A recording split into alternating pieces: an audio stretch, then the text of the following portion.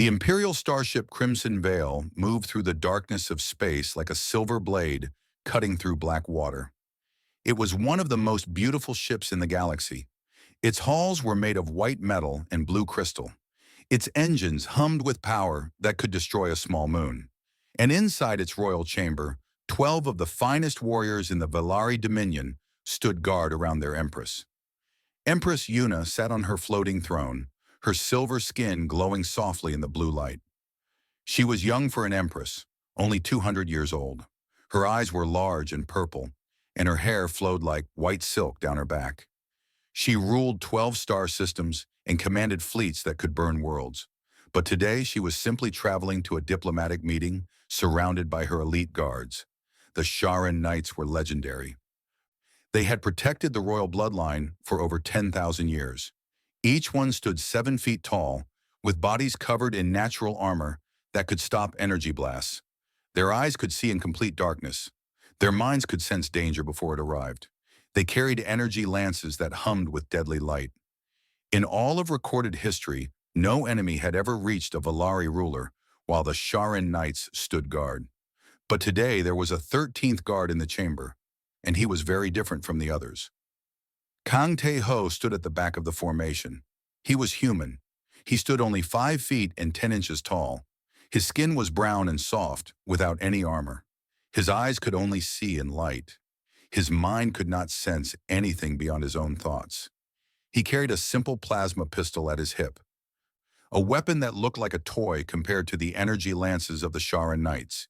He was here because of politics. Humanity had only joined the galactic community 15 years ago. They were the newest species to reach the stars, and many older races looked down on them. The Velari Dominion wanted to show friendship to humanity, so they had accepted one human soldier into the Empress's guard. It was supposed to be an honor, but everyone knew the truth. Tai-Ho was a token, a symbol, a decoration. The Sharan Knights made sure he knew this every day. "Look at the little human," said one of them, a massive warrior named Vorin. His voice was like rocks grinding together. "Standing there with his tiny gun. What will you do if danger comes, human? Hide behind us?" The other knights laughed. It was a cold sound, like ice cracking. Tae-Ho said nothing. He kept his eyes forward and his face calm. "Perhaps he will run," said another knight. "I have heard that humans are good at running. It is the only thing their weak bodies can do." More laughter. Tai-Ho still said nothing. He had heard these insults every day for 6 months. He had learned that responding only made things worse.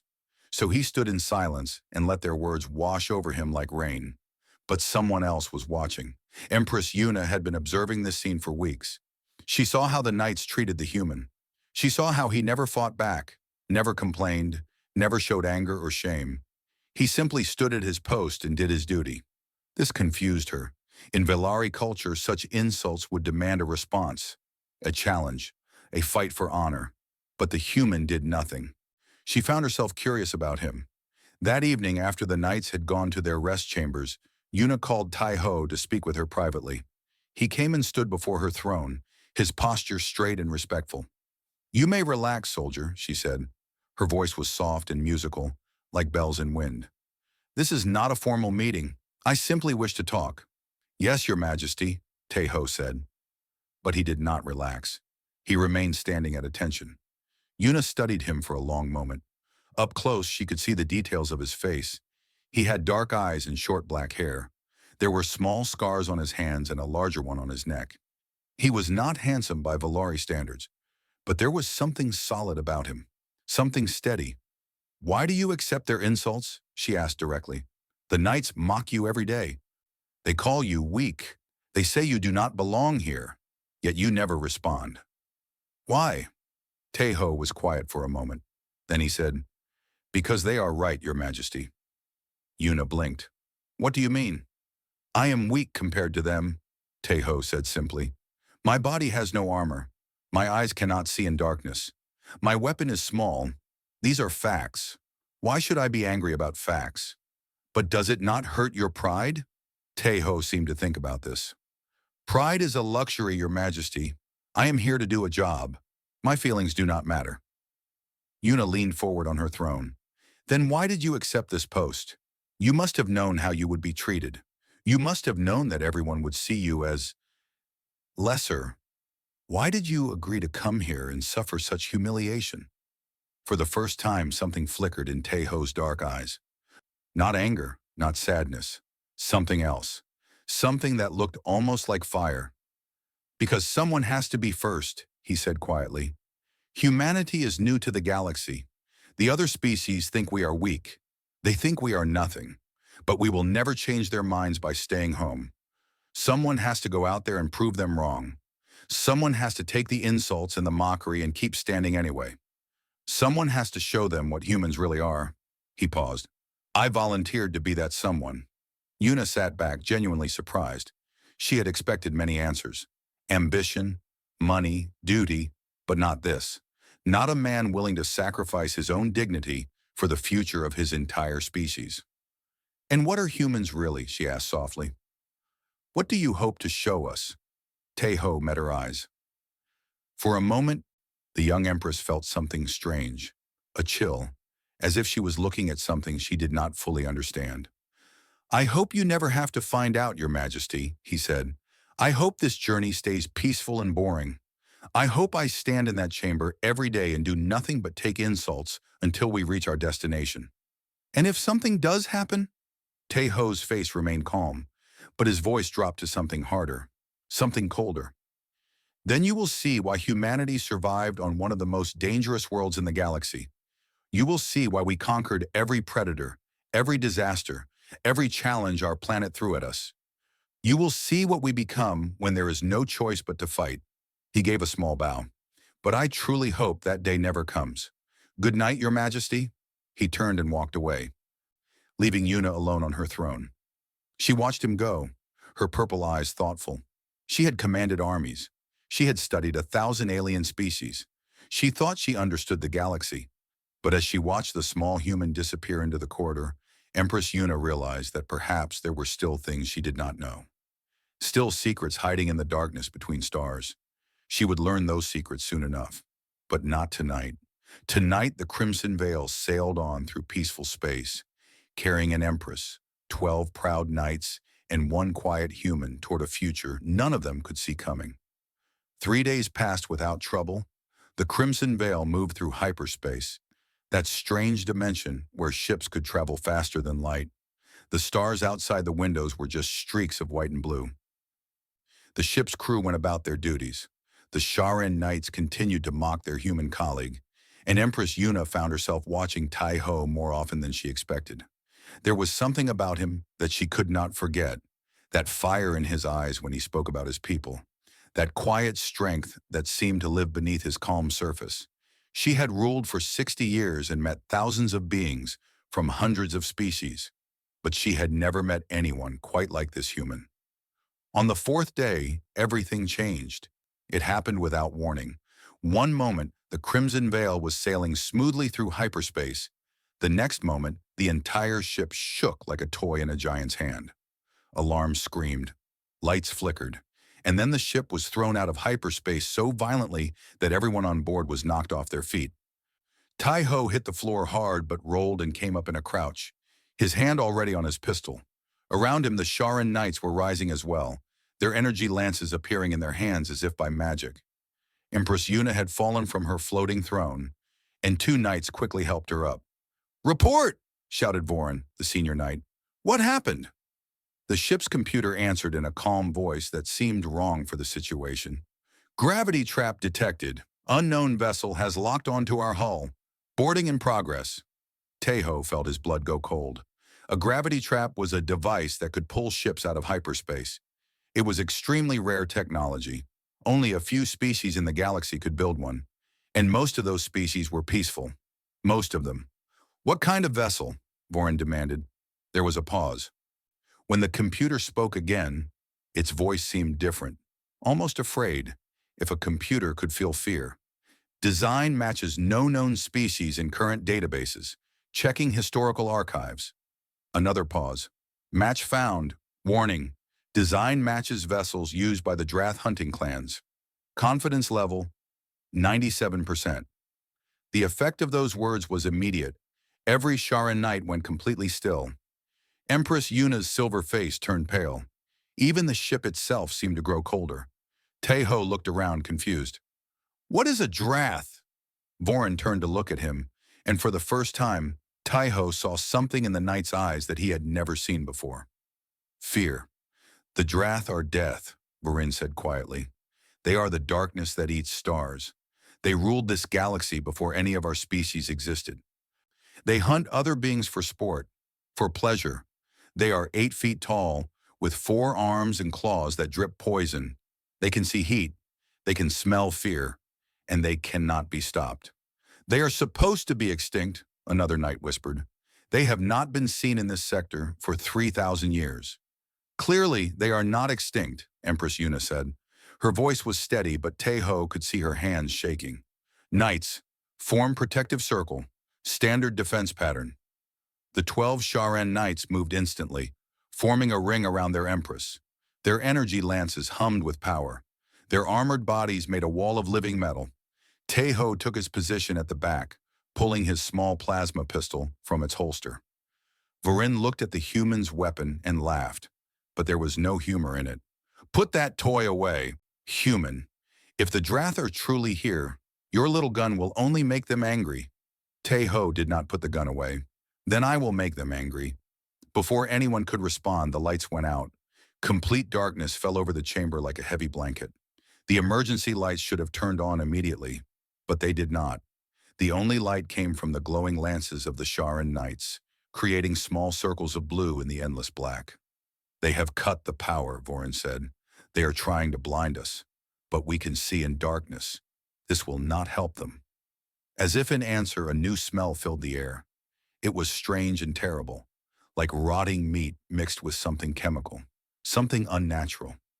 Taeho's nose burned, his eyes watered, but more than that, he felt something else, a pressure in his mind. A whisper telling him to run, to flee, to escape before it was too late. He shook his head hard and forced the feeling away. Beside him, he saw the knights begin to shift and twitch. Their breathing grew faster. Their hands tightened on their weapons. "What is that smell?" Yuna asked, her voice tight. "Drath hunting pheromones," Vorin answered. His voice was different now, higher, more strained. "They release chemicals that cause fear in other species. It is how they control their prey. Do not breathe deeply. Fight it. Fight it." But even as he spoke those words, Taeho could see that Vorin himself was struggling. The massive knight was trembling. His lance was shaking in his hands. All around the circle, the proud Sharan knights were beginning to crack. And then the screaming started. It came from the corridor outside. Crew members, engineers, servants. Their voices rose in terror and then cut off sharply, one by one. Each scream was followed by a wet, tearing sound that made Taeho's stomach turn. Something was in the ship. Something was killing everyone it found. And it was getting closer. Taeho heard movement in the darkness beyond their circle of light. He heard clicking sounds like giant insects walking on metal. He heard breathing that was deep and wet and hungry. And he heard a voice. It was not speaking any language he knew, but somehow he understood it anyway. The words pressed directly into his mind, cold and sharp like knives. "Little prey, soft prey, we smell your fear, we taste your terror. You cannot run, you cannot hide. We are the Drath, and tonight we hunt." The first Drath stepped into the light. It was the most terrifying thing Taeho had ever seen. 8 feet tall, with 4 arms that ended in claws longer than daggers. Its skin was black and seemed to absorb light. Its eyes were red and empty, like 2 holes into hell. Its mouth was full of teeth that were too long and too sharp to be real. It looked at them and smiled. Around him, Taeho heard the knights make sounds he had never heard from them before. Whimpers, gasps, prayers. These were warriors who had trained their entire lives. Warriors who had sworn sacred oaths. Warriors who were supposed to be unbreakable. But standing before this monster from ancient nightmares, with that terrible smell filling their lungs and that awful presence crushing their minds, the Sharan knights began to break, and Empress Yuna stood in the center of the circle, watching her legendary protectors fall apart around her, realizing for the first time in her life that she might actually die. The Drath stepped closer. Behind it, more red eyes appeared in the darkness. More clicking sounds. More hungry breathing. The hunt had begun. The first knight to break was named Soren. He was young, only 300 years old, and this was his first assignment protecting the Empress. He had trained for 200 years. He had passed every test. He had sworn blood oaths to die before letting harm come to his ruler. None of that mattered now. When the Drath stepped closer, Soren made a sound like a wounded animal. His lance fell from his shaking hands. His eyes went wide and empty. And then he ran. He simply turned and ran, pushing past his fellow knights, sprinting toward the far door like a child running from a nightmare. The Drath watched him go with what almost looked like amusement. Then one of them moved so fast it was just a blur of black and red, and Soren's screaming stopped very suddenly. The sound of his death broke something in the other knights. Vorin tried to hold them together. "Stand firm," he roared. "We are Sharen. We do not run. We do not fear. We—" But his voice cracked. His body was shaking so badly that he could barely hold his weapon. The Drath pheromones were inside him now, inside all of them, turning their blood to ice water and their courage to dust. Another knight ran, then another, then three more at once, pushing and shoving each other in their desperate need to escape. They did not even try to fight. 10,000 years of training, 10,000 years of honor, wiped away in seconds by a chemical weapon that had been perfected over millions of years. The Drath let some of them go. They were not in a hurry. They were enjoying this. Empress Yuna stood frozen in the center of the crumbling circle. She watched her legendary protectors abandon her one by one. She smelled their fear, mixed with her own. She felt the terrible presence of the Drath pressing down on her mind, telling her that she was prey, that she was nothing, that she should lie down and accept her death. Part of her wanted to run too. That part was screaming inside her head, louder than any alarm, but her legs would not move. She was too afraid to even flee. Vorin was one of the last to break. The senior knight, the mightiest of them all, looked at his empress with tears streaming down his armored face. "Forgive me," he whispered. I cannot. And then he was gone, running into the darkness like all the others. Yuna closed her eyes. So this was how it ended. Not in battle, not in glory, just abandoned and alone, waiting for monsters to kill her. She had always thought she would face death with dignity. She had been wrong. "Your Majesty." The voice was calm, steady, human. Yuna opened her eyes. Kang Tae-ho stood in front of her. He had moved from the back of the formation to stand between her and the Drath. His small plasma pistol was in his hand. His body was tense but controlled, and his face showed no fear at all. Behind him, the Drath had stopped advancing. They were watching the human with something that might have been curiosity. This was not normal. Prey was supposed to run. Prey was supposed to scream and beg and break. This small, soft creature was doing none of those things. "Why are you still here?" Yuna whispered. She could barely speak. The fear was like a hand around her throat. "The pheromones. You should be running like the others." "I can feel them," Tae-ho said quietly. He was still facing the Drath, watching their every move. "The chemicals. The fear. It is very strong. My body wants to run. Every instinct I have is screaming at me to flee." "Then why do you stay?" Tae-ho was quiet for a moment. When he spoke again, his voice was strange, distant, as if he was remembering something from long ago. "On Earth, our homeworld, humans were not always the dominant species. For millions of years, we were prey. We were hunted by animals with bigger teeth, sharper claws, faster legs. We had no armor, no venom, no natural weapons. By every logical measure, we should have gone extinct." He raised his pistol, aiming at the largest Drath. "But we did not go extinct. Do you know why, Your Majesty? Because we learned something that no other prey species ever learned. We learned that fear does not have to control you. We learned that you can be terrified and still fight.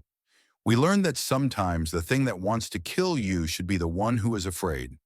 The lead Drath tilted its head. It had been listening, understanding, and now it spoke, its voice cutting directly into their minds. Interesting. You feel the fear, yet you do not run. You know you cannot win, yet you still fight. Why? What is wrong with you? Little creature? Teho actually smiled. It was not a happy smile. It was the smile of a man who had accepted his death and decided to make it cost something. There is nothing wrong with me. I am exactly what my planet made me. Millions of years of being hunted, being eaten, being afraid. But we did not let the fear destroy us. We used it. We turned it into fuel. Fear makes us faster.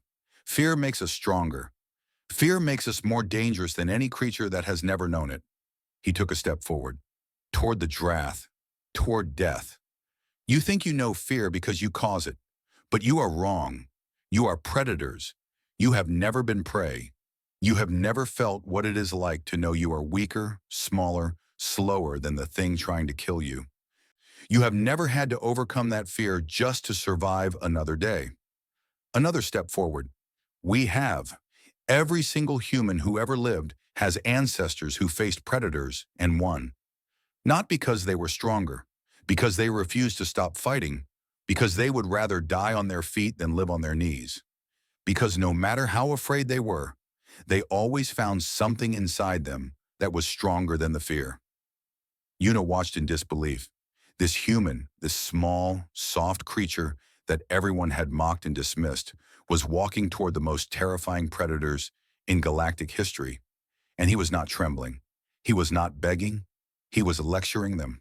The lead Drath's eyes narrowed. For the first time, something other than amusement showed on its terrible face. Uncertainty. You will still die, human. You cannot defeat us? Probably, Teho agreed. But I will not make it easy, and I will not make it clean. And when it is over, you will remember me. You will remember that one human, one weak little human, stood against you while your precious pheromones filled the air. You will remember that your perfect weapon failed.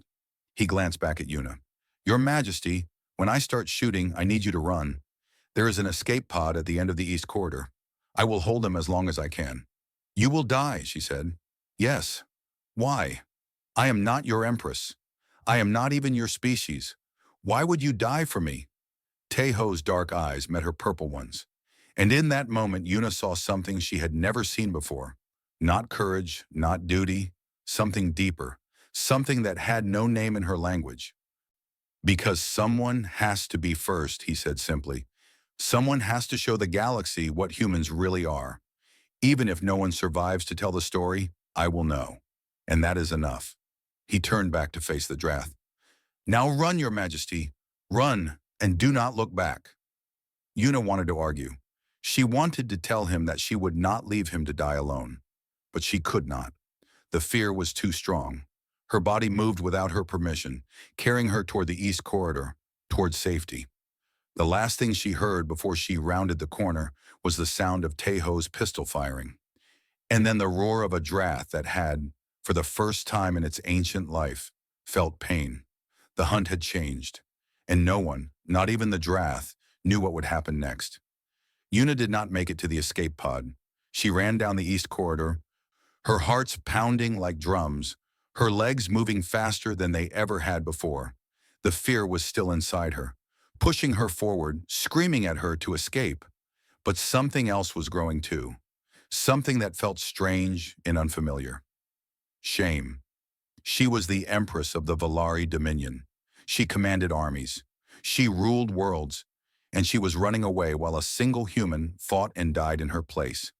A human that everyone, including herself, had treated as less than nothing. Yuna stopped running. She stood in the dark corridor, breathing hard, fighting against every instinct that told her to keep moving. Behind her, she could hear the sounds of battle. Energy blasts, roars of pain and rage, the crash of bodies against metal walls. Teho was still fighting, still alive. She could not leave him. Yuna turned around and ran back toward the throne room. When she arrived, she stopped in shock at what she saw.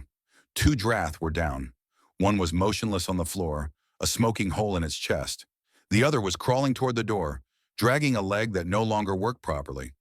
Around them, the walls were scorched and broken. The air smelled of burned flesh and ozone. In the center of the room, Tai Ho was fighting. He moved like nothing Yuna had ever seen.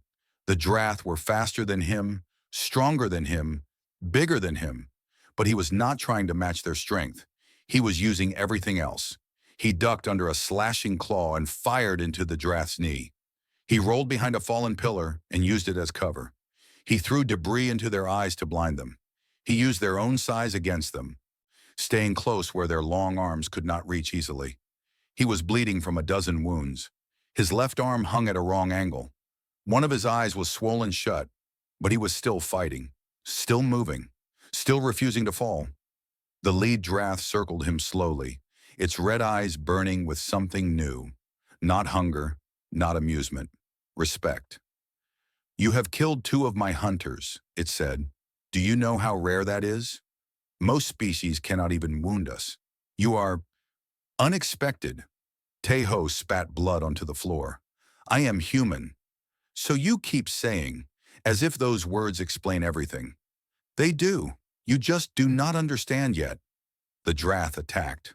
It was blindingly fast, all four arms slashing at once, claws leaving trails of venom in the air. Any normal creature would have been torn to pieces in an instant. Teho dove to the side, barely avoiding the strike. He hit the ground hard and rolled, coming up with his pistol aimed. But the Drath was already moving, adjusting, learning from its mistakes. It was intelligent. It had been hunting for thousands of years. It would not underestimate this human again. From her hiding spot behind a broken pillar, Yuna watched the battle with wide eyes. She had seen warriors fight before. She had witnessed arena combats between the finest soldiers in the galaxy. But she had never seen anything like this. Teho was not winning. That was clear. He was too wounded, too slow, too outmatched. But he was not losing either. Every time the Drath attacked, he found a way to survive. Every time death reached for him, he slipped away at the last moment. It was as if he could see the future, as if he knew exactly where the claws would strike before they moved. But it was not precognition. It was something simpler and more profound. It was experience. Millions of years of human ancestors had faced predators. Millions of years of learning to read body language, to predict attacks, to find the tiny moments of weakness in creatures that should have been unbeatable. That knowledge was written in Teho's blood, in his bones, in every cell of his body. He was not fighting like a soldier. He was fighting like prey that had learned to bite back. The Drath lunged again. This time one of its claws caught Teho across the chest, tearing through his uniform and opening a deep gash. He cried out in pain but did not fall. Instead, he used the momentum of the blow to spin around, bringing his pistol up and firing directly into the Drath's face. The creature screamed. One of its eyes exploded in a burst of black blood. It staggered backward, clawing at its ruined face, making sounds that no Valari had ever heard a Drath make. Sounds of pain, sounds of fear. The other Draths stopped their circling. They stared at their wounded leader, then at the small human who had wounded him. Something passed between them, some communication that Yuna could not understand. Then they attacked all at once. Teho had no chance. He managed to wound one more, a shot to the leg that made it stumble, but then they were on him. Claws slashed, fists struck.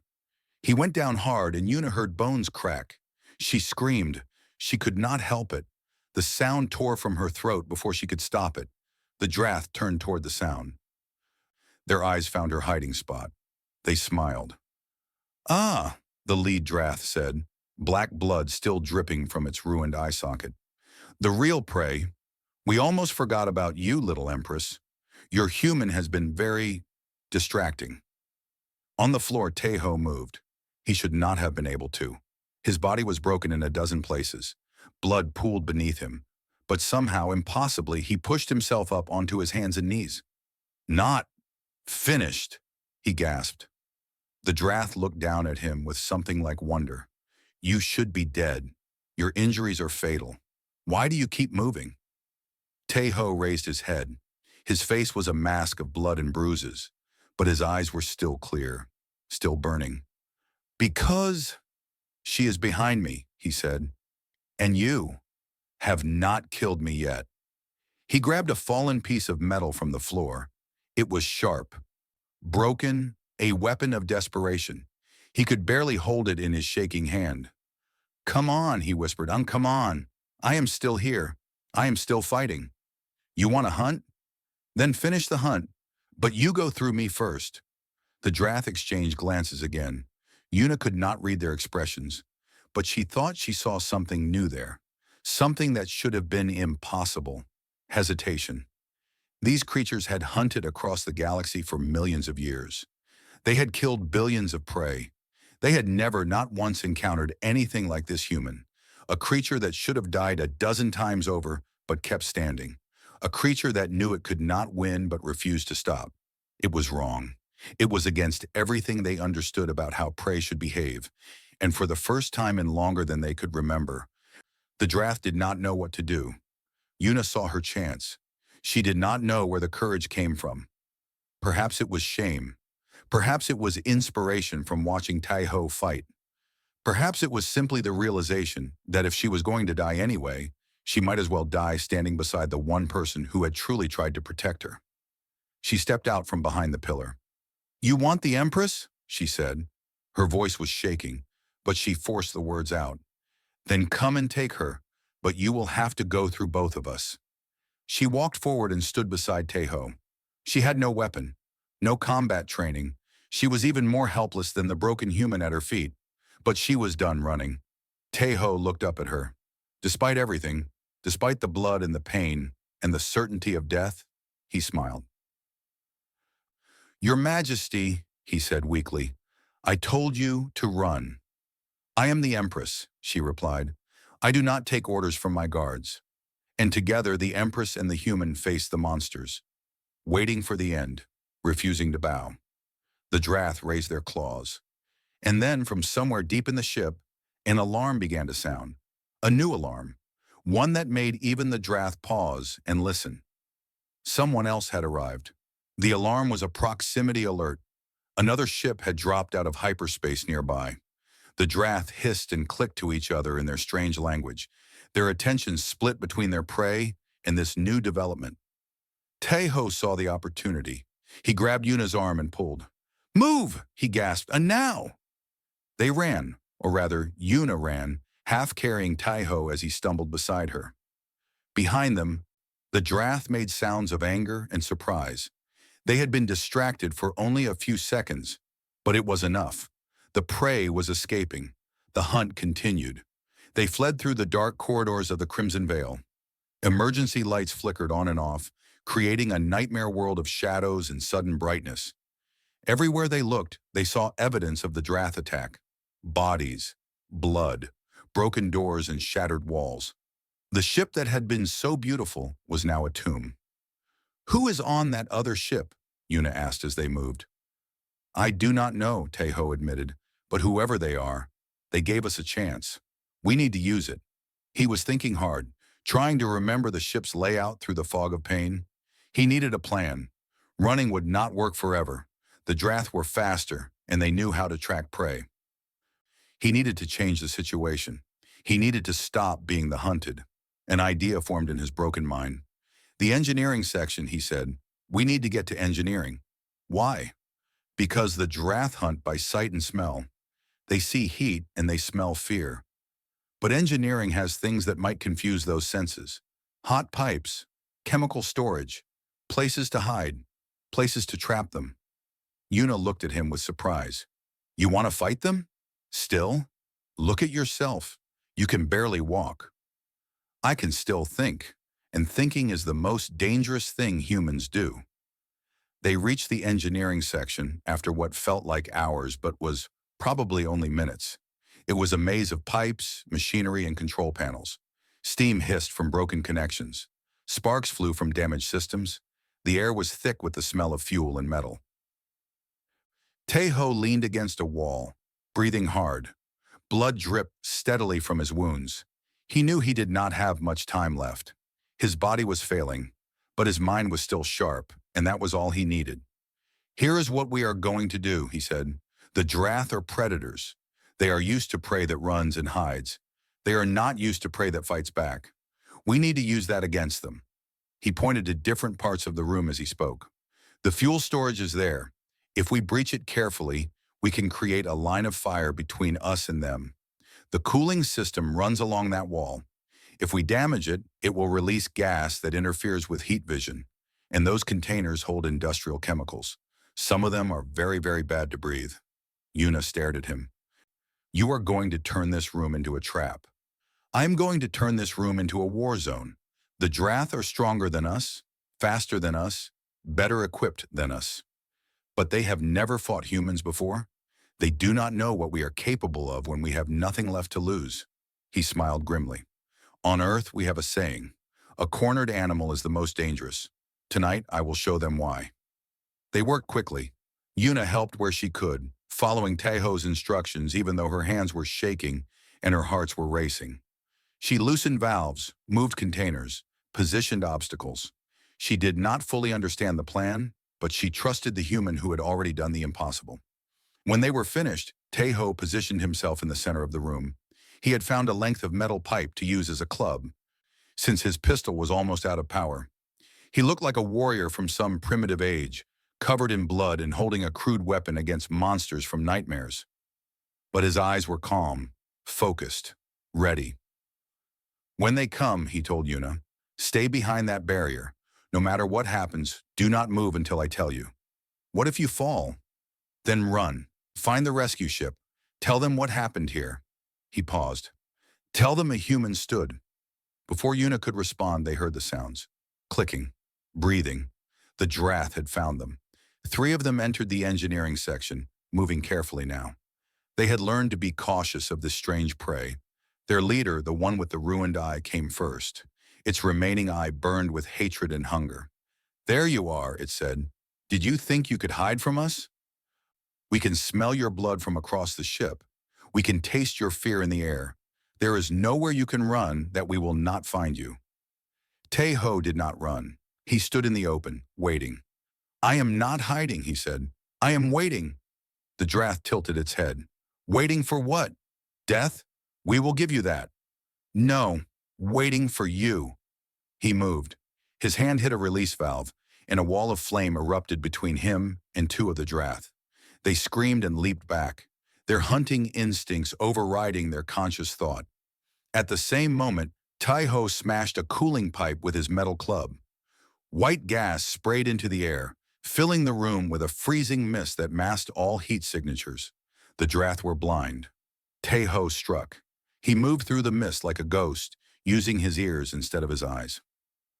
Humans had been doing this for millions of years, hunting in conditions where vision was useless, tracking prey by sound and instinct. He found the first Drath by the noise of its confused clicking and swung his club with all the strength he had left. The metal connected with the creature's knee. It collapsed with a howl of pain. Taeho was already moving, already seeking the next target. The Drath slashed at empty air, their superior senses useless in this environment that the human had created. Another Drath stumbled into the fire line. Its flesh burned, and it screamed in a language older than stars. It fled, no longer thinking about hunting, only about survival. The pheromones it had used to cause fear in others were now flooding its own system. For the first time in its life, the hunter knew what it meant to be prey. The leader found Taeho in the mist. It could not see him, but it could hear his breathing, hear his heartbeat. It lunged, claws extended, ready to end this once and for all. Taeho was waiting. He had positioned himself next to the chemical containers. When the Drath struck, he was not there. He had dropped to the floor, and the creature's claws slashed through the containers instead of his flesh. Industrial acid sprayed everywhere. The Drath screamed. It was a sound that would haunt Yuna's dreams for the rest of her life. The acid ate through its natural armor, through its flesh, through everything. The creature that had terrorized the galaxy for millions of years fell to the floor, writhing in agony, its body dissolving from the inside out. Taeho stood over it, swaying, barely conscious. His body was destroyed. He had nothing left, but he was still standing. You wanted to know what was wrong with me, he said to the dying Drath. Nothing is wrong with me. I am human. This is what we are. This is what we have always been. Not the strongest, not the fastest, but the ones who refuse to give up. the ones who turn every disadvantage into a weapon, the ones who would rather die fighting than live surrendering. He looked up at the other Drath, the ones still alive, watching from the edges of the room. Their eyes were wide with something he recognized: fear. "Go," he said. "Go back to wherever you came from. Tell your people what happened here. Tell them that humans are not prey. Tell them that if they come for us, we will fight. We will always fight, and we will never, ever stop." The Drath looked at each other. Then slowly, they began to back away. They were not fleeing in mindless panic like the Valari Knights had. They were making a choice, a strategic decision. This prey was not worth the cost. One by one, they disappeared into the darkness, heading back toward their ship. The hunt was over. Taeho watched them go. Then his legs gave out, and he collapsed to the floor. The last thing he saw before darkness took him was Yuna's face, her purple eyes filled with tears, her silver hands pressing against his wounds, her voice calling his name. Then there was nothing but black. Yuna held Taeho's broken body and screamed for help. She was an empress. She had commanded fleets and armies. She had ordered the deaths of thousands in wars she barely remembered. But none of that mattered now. Now she was just a woman holding a dying man. Watching his blood pool on the floor, feeling his heartbeat grow weaker with each passing second. "Do not die," she whispered. "Please do not die." He did not answer. He was beyond hearing, beyond seeing, lost somewhere in the darkness between life and death. His face was pale beneath the blood. His breathing was so shallow she could barely see his chest move. The Drath had retreated, but Yuna knew they had not left. She could hear them in the corridors clicking and hissing to each other. They were regrouping, planning. The human had surprised them, had hurt them in ways they had never experienced. But they were still predators. They would not give up so easily. Soon they would return.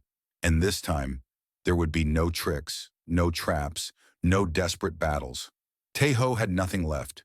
Yuna had nothing at all. When the Drath came back, it would be the end. She heard footsteps in the corridor. Heavy, deliberate, getting closer. Yuna looked around for something, anything she could use as a weapon. Her hand closed around the metal pipe that Taeho had dropped. It was slick with blood, heavy in her grip. She had never held a weapon before in her life. She did not know how to fight, but she had watched Taeho, had seen how he refused to surrender, even when all hope was gone. She would do the same. The footsteps stopped outside the engineering section. Yuna stood up slowly, positioning herself between Taeho's unconscious body and the door. Her hands were shaking so badly that the pipe rattled against the floor. Tears streamed down her silver face. But she did not run. She would not run. "Come on then," she said, her voice cracking. "I am here. The Empress of the Valari Dominion. If you want me, come and take me. But I will not make it easy. I learned that much from him." The door opened, and Commander Baek Sung stepped through. He was human, like Taeho, older, with gray in his hair and lines on his face. He wore the uniform of the Human Military Alliance, and he carried a rifle that hummed with deadly energy. Behind him, more humans poured into the room, soldiers in armor with weapons drawn. Yuna stared at them, unable to understand what she was seeing. "Your Majesty," Sung said, his voice calm and professional, "I am Commander Baek Sung of the Human Diplomatic Guard.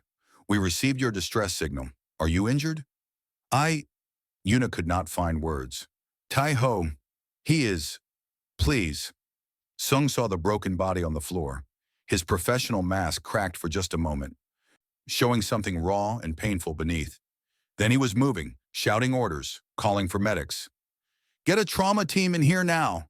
I need stasis equipment, blood packs, everything we have." Human medics rushed to Taeho's side. They moved with practiced efficiency, their hands never stopping, their equipment beeping and humming. One of them looked up at Sung and shook her head slightly.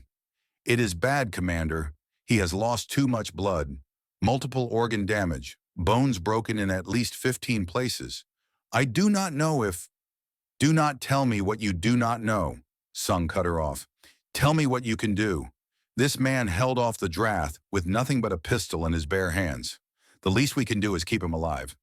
A soldier approached Sung and reported, "Commander, We have located the remaining Drath. They have retreated to their ship. They are preparing to detach from the Crimson Veil. Let them go, Sung said. We do not have the firepower to fight them directly, but track them. I want to know where they go. The soldier hesitated. Sir, they killed most of the Valari crew. Should we not try to stop them? Sung looked at Tai Ho's broken body, at the blood on the floor, at the evidence of battle all around them. One human did more damage to the Drath than anyone in recorded history. If we force them to fight now, they might get desperate. They might kill the Empress, or destroy the ship with all of us on it. No, we let them go, and we remember. He turned to Yuna. Your Majesty, can you tell me what happened here? So Yuna told him. She told him everything. From the moment the Drath attacked to the moment the knights fled, to the moment Tae-Ho stood alone between her and death. She told him about the battle in the throne room, the trap in engineering, the fear in the Drath's eyes when they finally retreated. She told him things she had not fully processed yet, things that would take years to understand. When she finished, Sung was quiet for a long moment. Then he said, he was always like that. You know him? I trained him. He was one of my first recruits when I started the diplomatic guard program. Quiet, serious, never complained, even when the training pushed him to his limits. Sung smiled sadly. I asked him once why he volunteered for the Valari assignment. Everyone knew it would be thankless. Everyone knew he would be mocked and dismissed. He said someone had to show them what humans really are. Yuna felt tears streaming down her face again. He did. He showed me. He showed them all. A commotion near the medics made them both turn. Tai-Ho was moving. Just barely, just a flicker of his fingers. But he was moving. Yuna rushed to his side, dropping to her knees beside the medics. Tai-Ho, can you hear me? His eyes opened. Just a crack, just enough to see the purple of her irises looking down at him. Your Majesty, he whispered. His voice was barely audible. You should have run. I told you, she said, laughing and crying at the same time. I do not take orders from my guards. He tried to smile but did not quite manage it. Did the Drath? They are gone. They fled.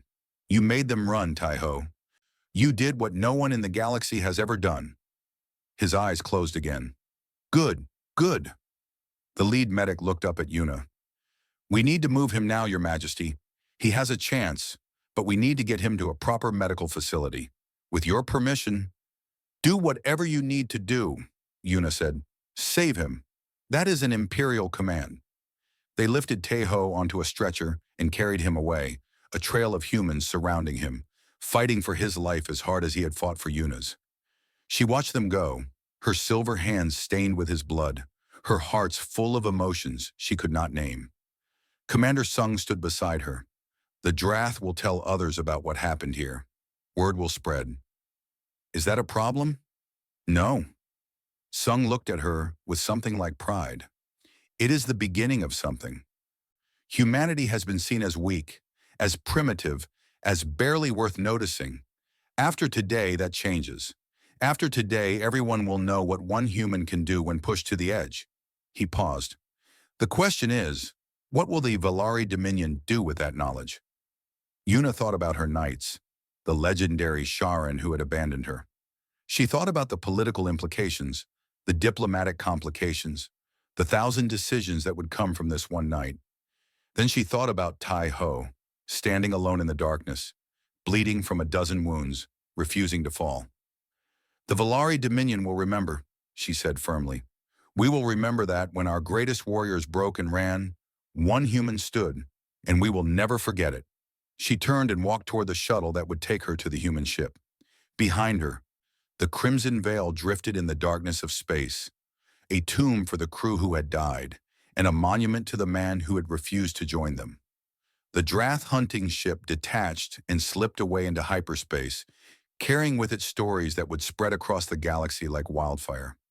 A new era had begun. Kang Tai-Ho woke up slowly, like swimming up from deep water toward a distant light. The first thing he felt was pain. Not the sharp, screaming pain of battle, but a dull ache that spread through his entire body. That was actually a good sign. Dead men did not feel pain. The second thing he felt was confusion. He was lying on something soft. There was warm light on his face, and he could hear a sound that made no sense at all. Birds singing. He opened his eyes. He was in a room filled with sunlight. Real sunlight. Not the artificial kind from ship lighting. It streamed through tall windows that looked out onto gardens filled with flowers and trees. The walls were white marble, decorated with delicate blue crystals. Everything was beautiful and peaceful and completely unlike the dark, bloody corridors he remembered. A figure moved at the edge of his vision. Silver skin, purple eyes. Empress Yuna sat in a chair beside his bed, watching him with an expression he could not quite read. "You are awake," she said. "The doctors were not certain you would survive. They said your injuries were beyond anything they had seen. They said no creature should have been able to live through what you lived through." Tejo tried to speak, but his throat was too dry. Yuna reached for a glass of water and helped him drink, her hands gentle and steady.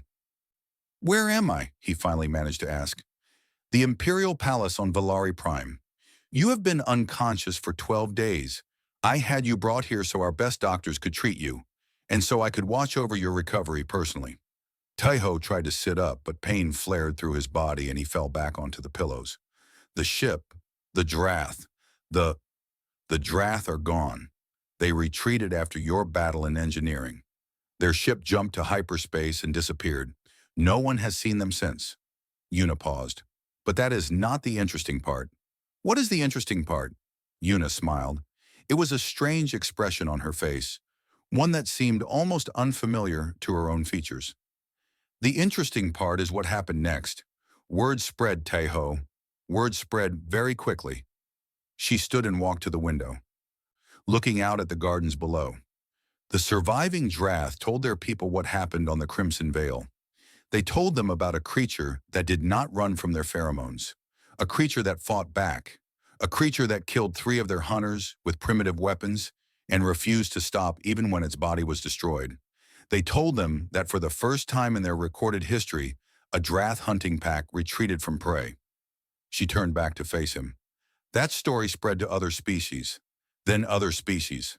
Within a week, every major power in the galaxy knew about the human who stood against the Drath. Within 2 weeks, I started receiving requests. Requests? From governments, from corporations, from private security firms, from military alliances. Yuna returned to her chair and sat down. They all want the same thing. They want humans. They want your people to guard their leaders, protect their assets, fight their battles. The species that was dismissed as weak and primitive is now the most sought-after security force in known space. Tejo stared at her, trying to process this information. Because of one fight? Because of what one fight revealed. You showed the galaxy something it had never seen before, Tejo. You showed them that strength is not just about muscles and weapons and natural armor. You showed them that there is another kind of strength, the kind that refuses to give up, the kind that finds a way to win even when winning is impossible, the kind that comes from millions of years of being prey and learning to survive anyway. She leaned forward, her purple eyes intense. The Sharan Knights have been disbanded, every single one of them. They were the finest warriors in my empire, trained from birth to protect my bloodline. And they broke. They ran. They abandoned me to die. Her voice was bitter but also sad.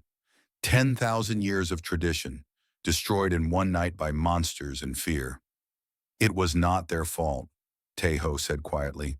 The Drath pheromones are designed to cause fear in other species. It is biology, not cowardice. And yet you resisted. You felt the same fear they did. You admitted as much to me, but you did not run. Humans are different. We evolved differently. Fear is not our enemy. It is our fuel. Yuna nodded slowly. I have been thinking about that for 12 days, thinking about what it means, thinking about what I should do with this new understanding. She reached into her robes and pulled out something small and metallic, a badge of some kind, golden and ornate. This is the symbol of the first shield, the personal protector of the Empress. It is the highest military honor in the Valari Dominion. For 10,000 years, only Sharan Knights have held this position. She held it out to him. I am offering it to you, Kang Tai-ho. I want you to be my first shield. I want you to rebuild my guard, to train new protectors, to show them what true courage looks like. I want you to be the first human to hold this position, and I want you to be the last person who ever stands between me and death. Tae-ho looked at the badge for a long moment. It was beautiful, worth more than he would earn in 100 lifetimes. It represented power, prestige, a place in history, everything his people had hoped to achieve when they joined the galactic community. I am honored, he said slowly, but I am not sure I am the right choice. Why not? Because there are better soldiers than me, stronger, faster, smarter. I am nothing special. I just, I just refuse to stop. That is all. Yuna shook her head. You still do not understand, do you? That is exactly why you are the right choice. Any soldier can be strong. Any soldier can be fast or smart or skilled. But the soldier who refuses to stop, who keeps fighting when all hope is gone, who stands between their charge and death, even when their own death is certain, that soldier is rare. That soldier is precious. That soldier is you. She pressed the badge into his hand. You said someone had to be first. Someone had to show the galaxy what humans really are. You did that, Tae-ho. You did it better than anyone could have imagined. Now take the next step. Show them that it was not luck or accident. Show them that this is what humanity truly is. Tae-ho looked at the badge in his hand.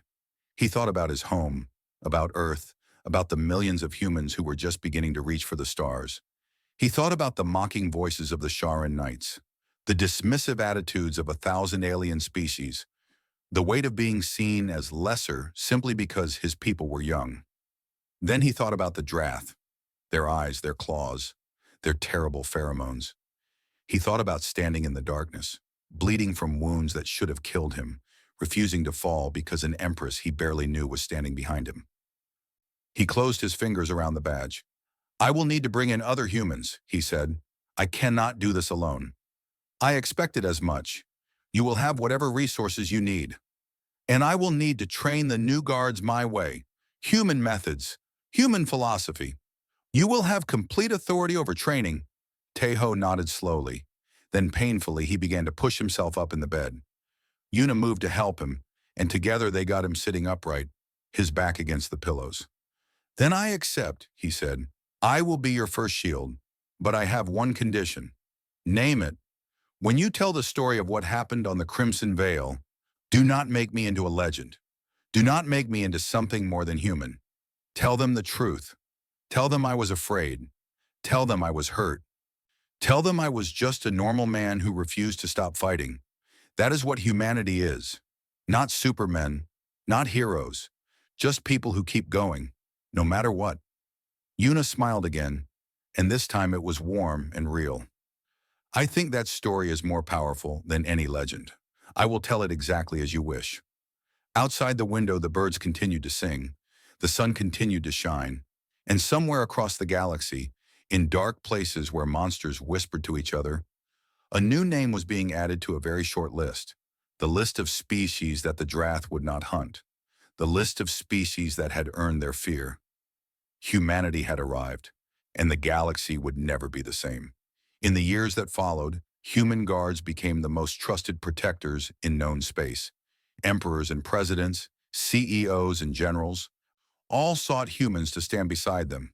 Not because humans were the strongest or the fastest, but because everyone knew the story of Kang Tae-ho and the Crimson Veil. Everyone knew that when all hope was lost and all others had fled, one human had refused to stop. And everyone knew that if it came down to it, a human would do the same for them. That was the legacy of the man who had simply wanted to be first, the man who had stood in darkness against impossible odds, the man who had taught the galaxy that courage was not the absence of fear. It was the choice to fight anyway.